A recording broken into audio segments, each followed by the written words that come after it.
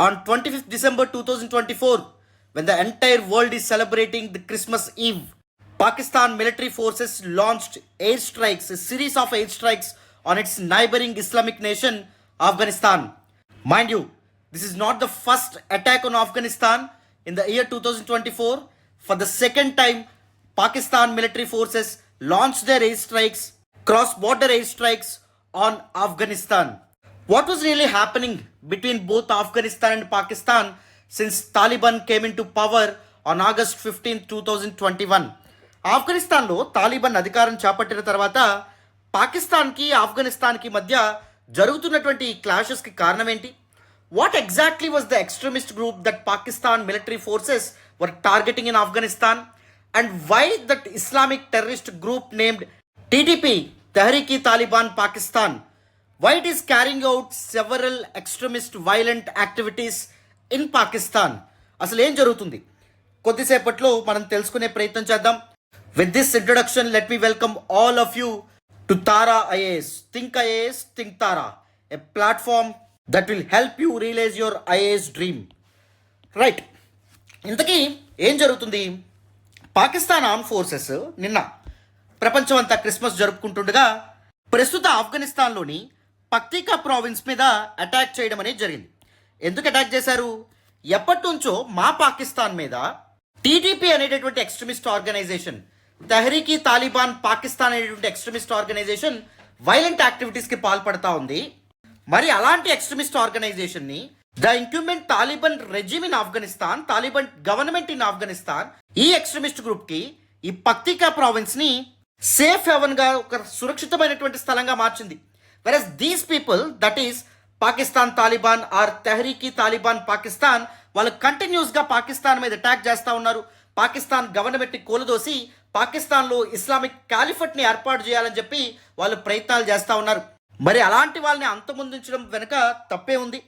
మా national security కోసం, మా జాతీయ భద్రత కోసం అలాంటి వాళ్ళని, that is Tehreek Taliban Pakistan extremist group ఏదైతే ఉందో దాని మీద అటాక్ చేయడంలో తప్పే ఉంది.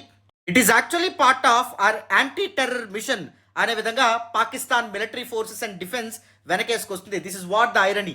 మన ఇండియా మీద క్రాస్ బార్డర్ టెర్రరిజంకి పాల్పడుతున్నటువంటి పాకిస్తాన్, మన ఇండియా మీద స్టేట్ స్పాన్సర్డ్ టెర్రరిజంకి పాల్పడుతున్నటువంటి పాకిస్తాన్ యాంటీ టెర్రర్ మిషన్స్ ఏవైతే ఉన్నాయో కండక్ట్ చేస్తుందనడం ఎంత హాస్యాస్పదమో, ఎంత ఐరనీయో మీరు అర్థం చేసుకోవచ్చు.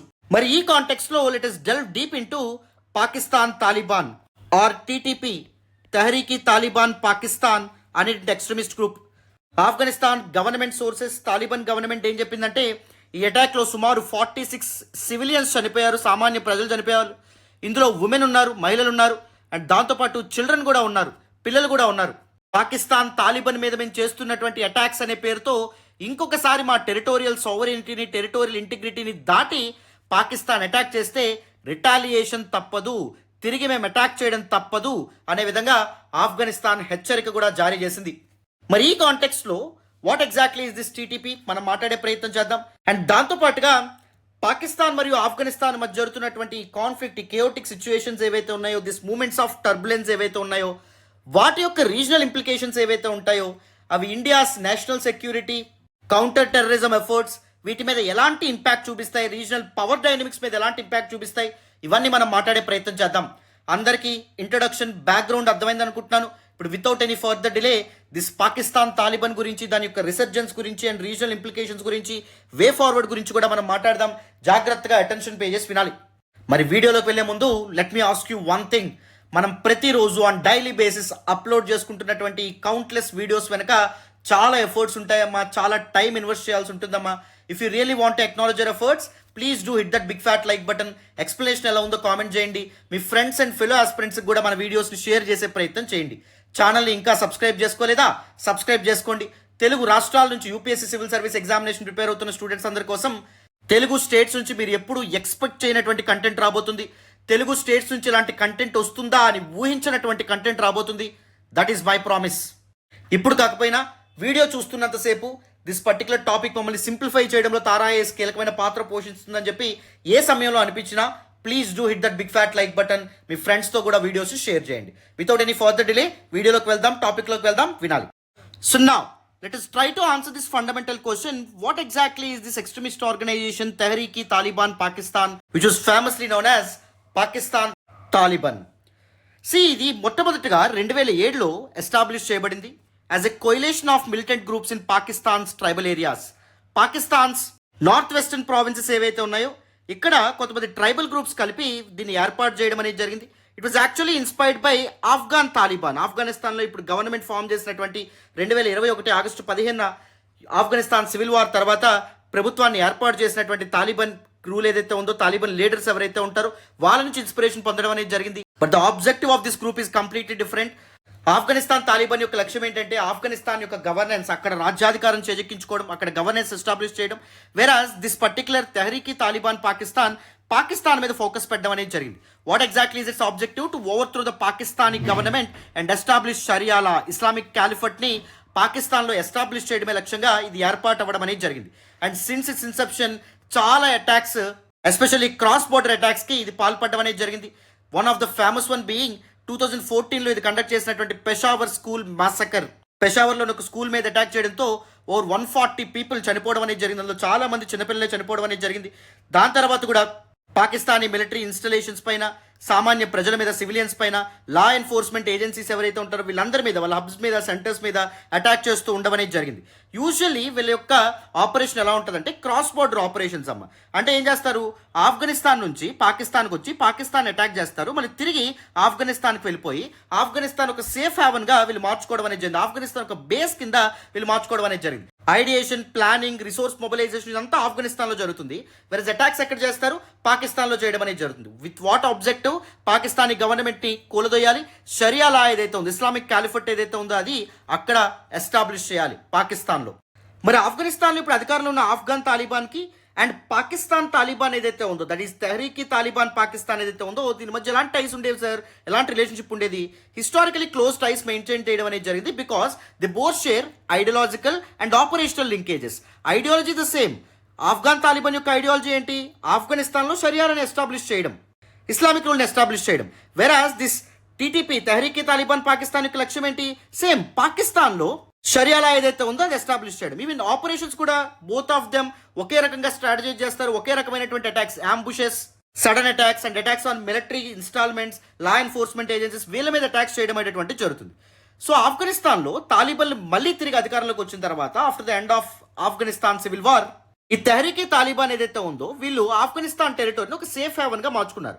ఎందుకంటే ముందు both TTP, that is Tehreek e Taliban Pakistan, that is Pakistan Taliban and దాంతోపాటు ఆఫ్ఘాన్ తాలిబాన్ వీళ్ళిద్దరూ కలిపి ఎవరి మీద అటాక్ చేశారు?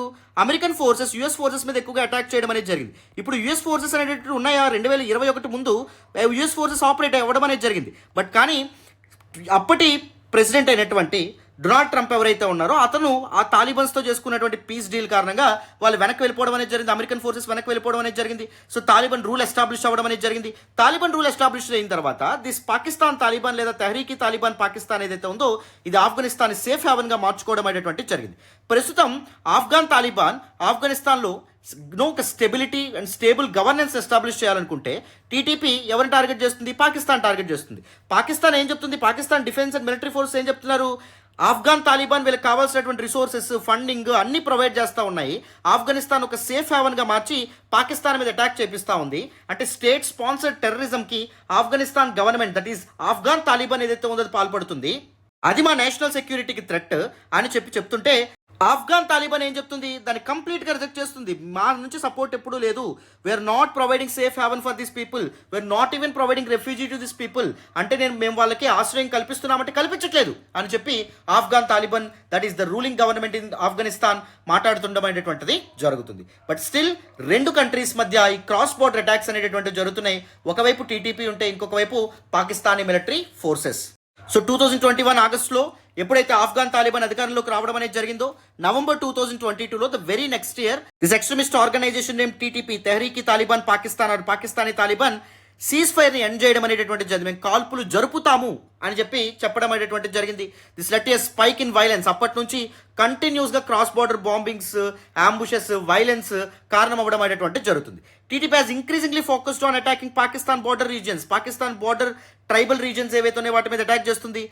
అక్కడ ఉన్నటువంటి రగ్ టెరైన్ ఏదైతే ఉందో, పాకిస్తాన్ ఆఫ్ఘనిస్తాన్ బార్డర్లో ఉన్నటువంటి కాంప్లెక్స్ టెరైన్ ఏదైతే ఉందో దాన్ని ఉపయోగించుకొని పాకిస్తాన్ మిలిటరీ ఆపరేషన్స్ కనుగప్పి పాకిస్తాన్లోకి ఎంటర్ అయ్యి పాకిస్తాన్లో అటాక్స్ చేస్తుంది. చాలా మంది సివిలియన్స్ కూడా చనిపోతున్నారు. పాకిస్తాన్ కూడా చాలా కౌంటర్ మెజర్స్ తీసుకుంది.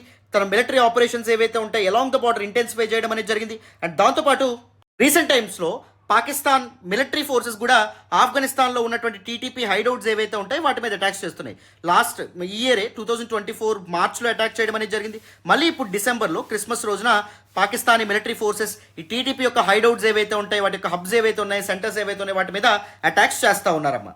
So now let us look at TTP's role, that is Pakistan Taliban's role in shaping Pakistan-Afghanistan relationship.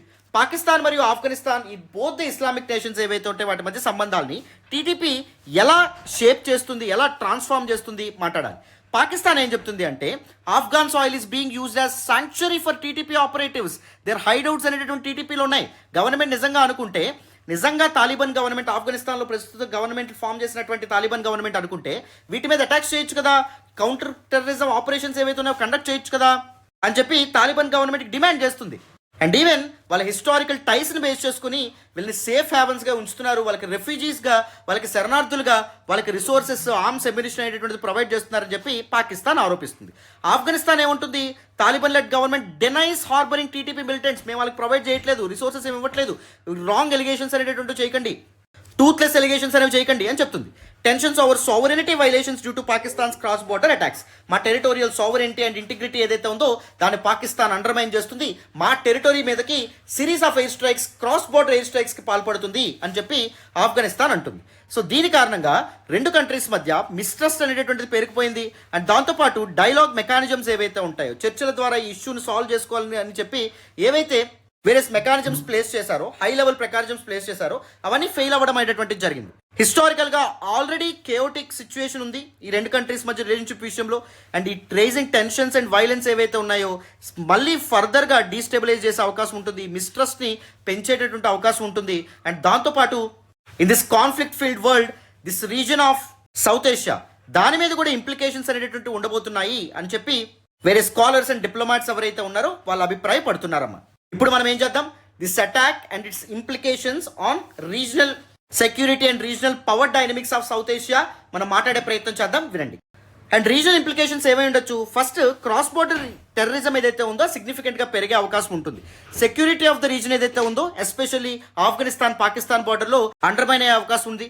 Piece and stability ఏదైతే ఉందో అది కూడా కాంప్రమైజ్ అయ్యే అవకాశం ఉంటుంది. శాంతి భద్రతలు ఏవైతే ఉన్నాయో కంప్లీట్ గా డీస్టెబిలైజ్ అయ్యే అవకాశం ఉంటుంది. This reason was already affected with cross border terrorism and terror activities and extremist groups. So అది ఒక సిగ్నిఫికెంట్ కన్సర్న్. మళ్ళీ ఇవి ఎక్స్కలేట్ చేసే అవకాశం ఉంటుంది.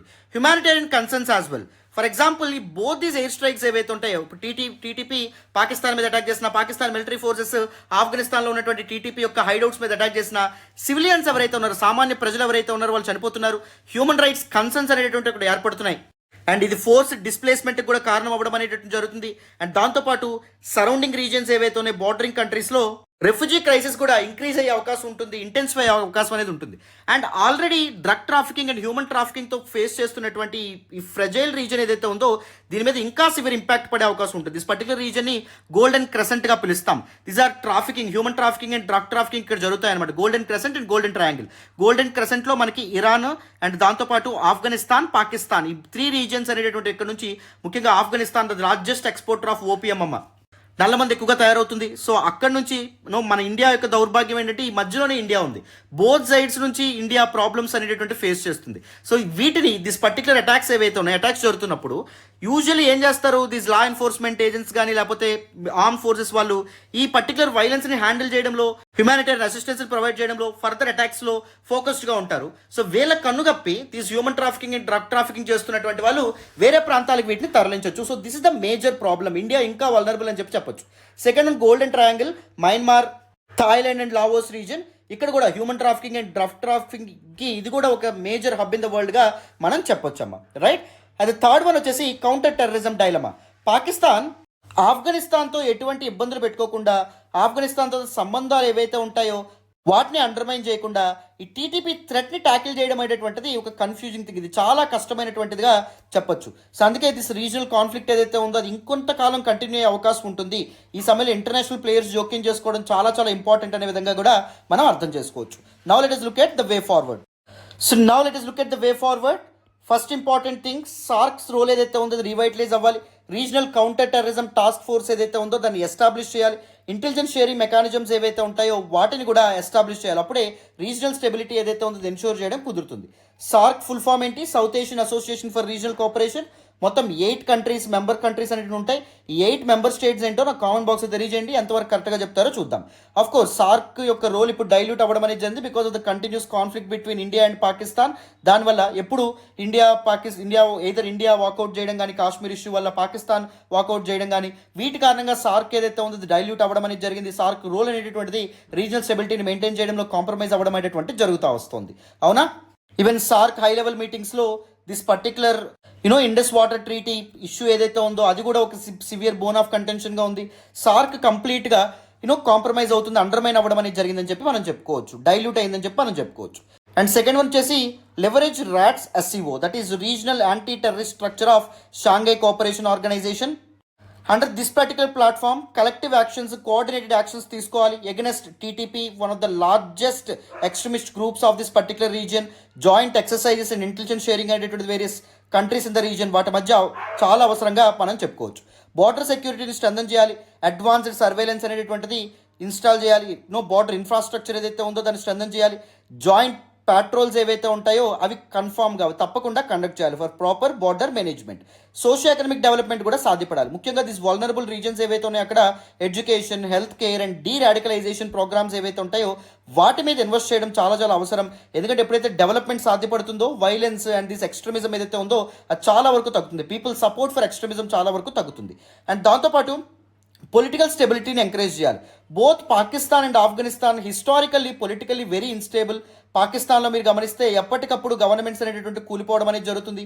పాకిస్తాన్లో deep state which was comprised of military officials, politicians and దాంతోపాటు టెర్రరిస్టులు, వీళ్ళందరూ గవర్నమెంట్ నడిపించడం, ముఖ్యంగా డెమోక్రటికలీ ఎలక్టెడ్ గవర్నమెంట్కి సరైనటువంటి అటానమీ అనేటువంటిది లేకపోవడం, మిలిటరీ యొక్క స్ట్రెంత్ ఎక్కువగా ఉండడం, మిలిటరీ కావాల్సినట్టు అటాక్స్ చేయగలిగేటటువంటి వెసులుబాటు కూడా మిలిటరీకి, ఆర్మ్ ఫోర్సెస్కి పాకిస్తాన్లో ఉండడం. అండ్ ఈవెన్ ఆఫ్ఘనిస్తాన్లో కూడా అప్ టు 2021 ఆల్మోస్ట్ 2 డికేడ్స్గా జరిగినటువంటి సివిల్ వార్ కారణంగా different pockets of terror extremist groups and the safe havens అనేటటువంటివి అండ్ వేరియస్ స్ట్రాటజీస్ అనేటటువంటివి బిల్డ్ అవ్వడం, పెనట్రేట్ అవ్వడం, వీటి కారణంగా కూడా ది సెక్యూరిటీ ఇష్యూస్ అనేటువంటివి వస్తున్నాయి. సో ఇంక్లూజివ్ గవర్నెన్స్ని ప్రమోట్ చేసి పొలిటికల్ స్టెబిలిటీ అనేటువంటిది ఎన్షూర్ చేస్తే దీస్ కైండ్ ఆఫ్ ఎక్స్ట్రీమిజం ఏదైతే ఉందో దాన్ని పర్ఫెక్ట్గా అడ్రస్ చేయొచ్చు అని చెప్పి మనం చెప్పుకోవచ్చాము.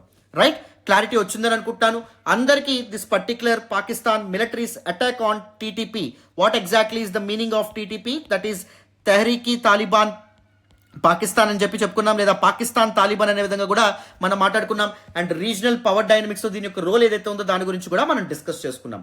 Right? Thank you so much once again. అందరికీ ఈ పర్టికులర్ క్లాస్ అర్థమైంది అనుకుంటున్నాను. మళ్ళీ చెప్తున్నాను, త్రూ అవుట్ ద వీడియో ఎక్కడైనా ఈ వీడియోస్ మీకు ఉపయోగపడుతున్నాయని మీకు అనిపిస్తే just please hit that big fat like button. Explanation ఎలా ఉందో కామెంట్ చేయండి. మీ ఫ్రెండ్స్ అండ్ ఫెలో ఆస్పిరెంట్స్కి కూడా మన వీడియోస్ని షేర్ చేసే ప్రయత్నం చేయండి. Thank you so much once again. Bye నాన్న.